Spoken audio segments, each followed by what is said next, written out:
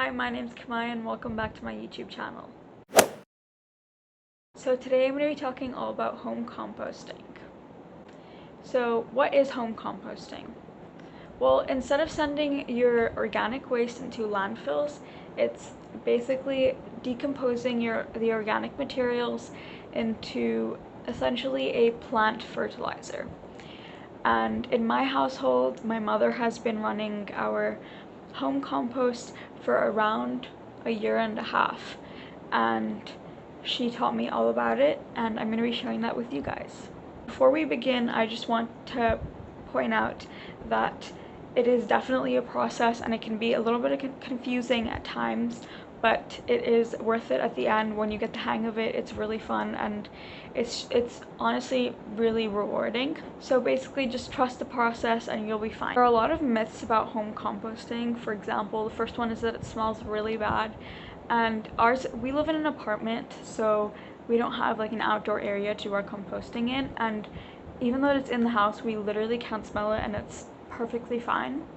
And the other one is that it attracts a lot of bugs, which it doesn't. As long as you seal everything, there's no bugs and that you'll be fine. I'm going to tell you guys what can and can't be put into your home compost. But before we begin that, I need to explain that there's two kinds of organic waste in home composting: the brown waste and the green waste. So brown wastes are stuff like dry leaves and twigs and stuff like that, and this will be your dry factor. And then there's the green waste, which is stuff like your fruits, vegetables, and stuff like that, which I'll get into later. And that will be your wet stuff. So to have a balanced home compost, you'll need to have an equal amount of both. And if you have a dry compost, then you can add more greens, and if you have a wet compost, you can add more browns. So some stuff that you can add into your home compost are stuff like your fruits, vegetables, coffee grounds, tea grounds, crushed eggshells, and those are basically your greens. And then for your browns, you can use dry leaves, twigs, and basically stuff like that.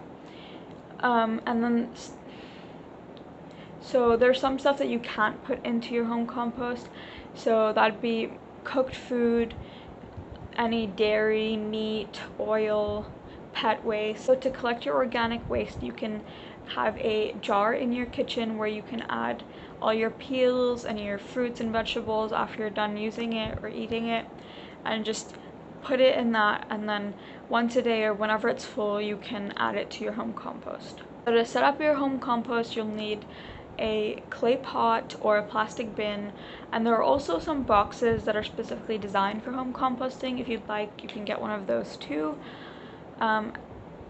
And then you're going to want to line the bottom with newspaper.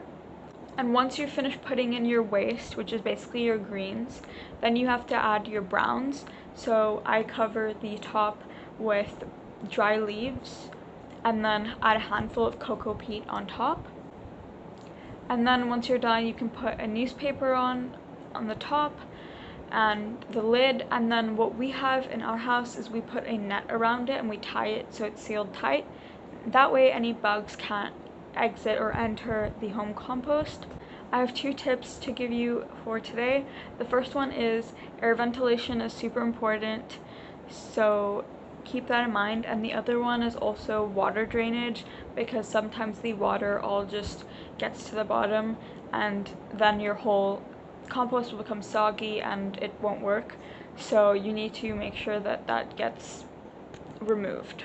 So thank you for watching today's video. I hope you enjoyed it. Make sure to like, subscribe, comment down any tips or suggestions, and if you have any questions or video ideas, that'd be great.